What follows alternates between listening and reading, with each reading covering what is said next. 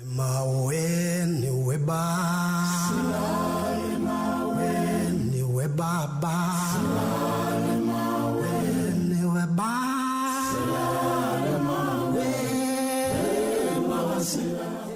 my name is Jalisa and I'm from Uganda. Hi, my name is Sume and I'm from Malaysia, and we are from Orkidstudio. Thank you, thinklab, for inviting us to participate in your 5th design conference with the title Design Social Innovation. Orkidstudio is a non-profit humanitarian organization that works to benefit young people and communities worldwide through innovative and sustainable architectural design and art.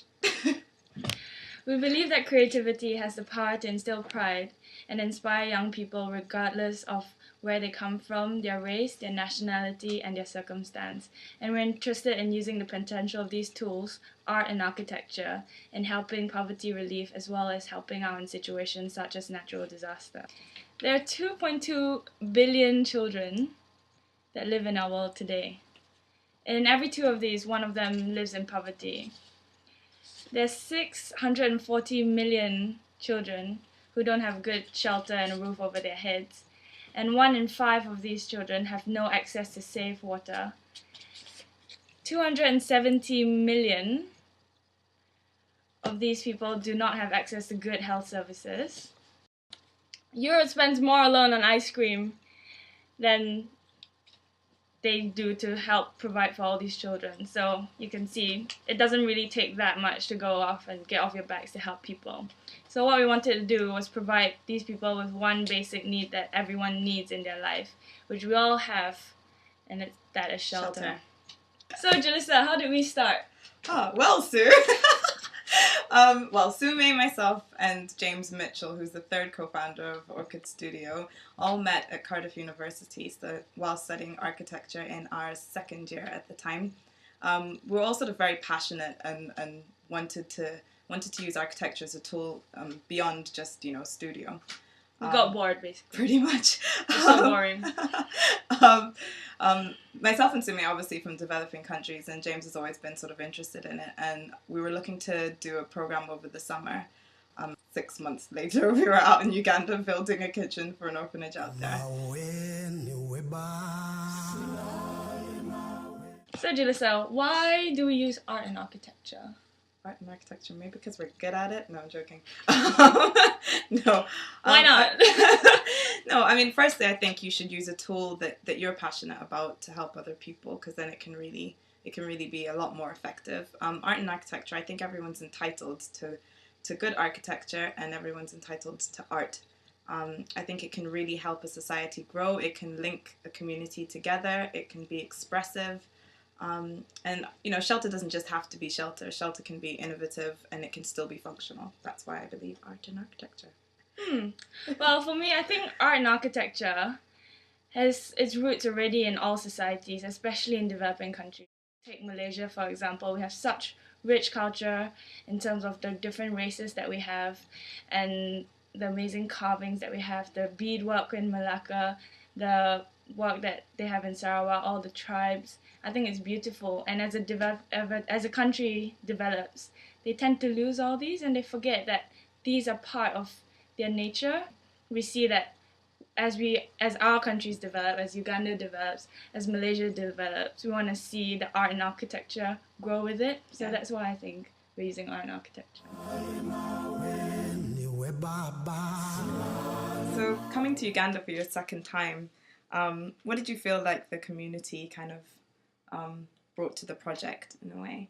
And what were your responses to the community? I think Uganda and Africa in general is like such rich in terms of their culture, and they're really community based. So I thought everything was done together. I didn't feel like everyone was left out. There were points where totally against health and safety laws, but like all the kids were on site helping out, and just they just wanted to help no matter what. So I thought the community was there. In terms of the actual building, what materials do you think were used?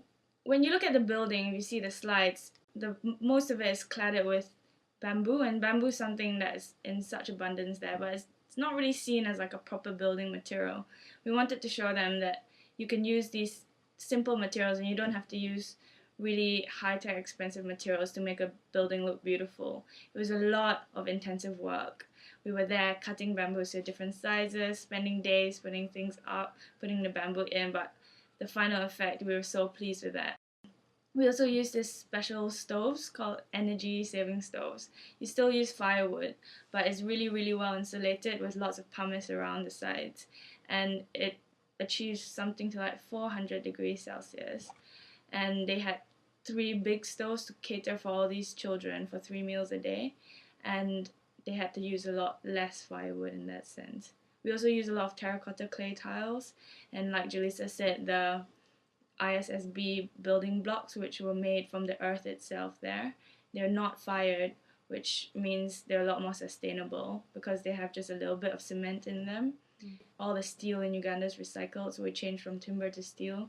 So everything was done a lot on site, and although we planned a lot in advance, we did sketches, we did drawings, everything just changed on site. Any funny experiences, any scary moments, or anything just about the construction process? I don't know, I think what was most special, like, I personally really like dancing. When we went there, they kept going, Zina, Zina, Zina. And Zina means dance.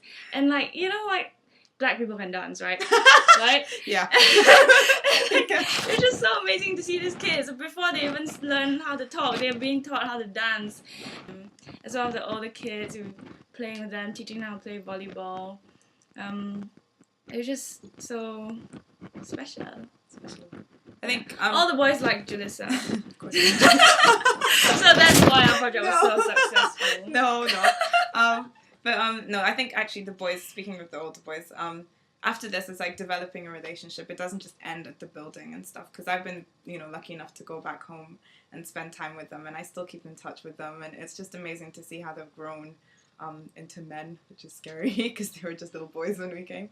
But I think one of the heartwarming kind of situations was that they began to like open up to us the longer that we were there, and we got an idea of their background and what they had been through.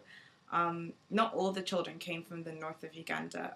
One in particular, Haman, he's from central Uganda, but he just really opened up to me and said a lot of stuff about how his parents treated him, and he had gone through a lot of abuse and a lot of sexual abuse, and just been abandoned and kicked out of his home.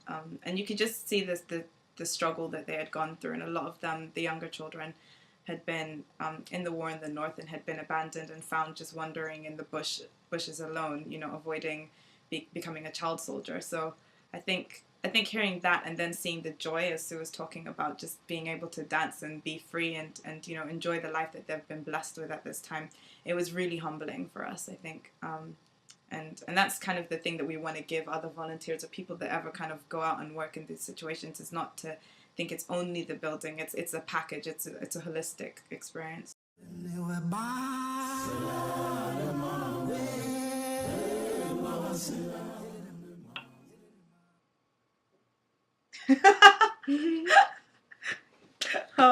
Right.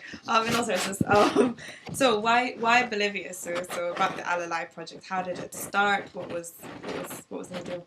So the Alalai project is our ongoing project now. 2 months ago, we went out to Bolivia, South America, to start our second project.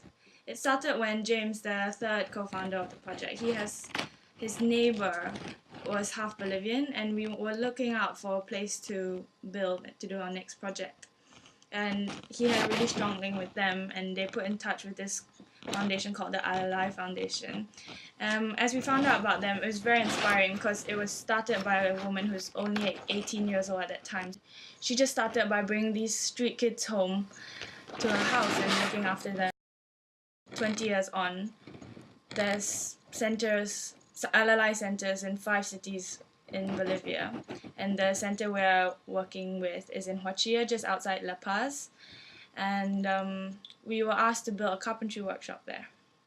Well, the kids all come from the streets. They're street kids. A lot of them do have parents, but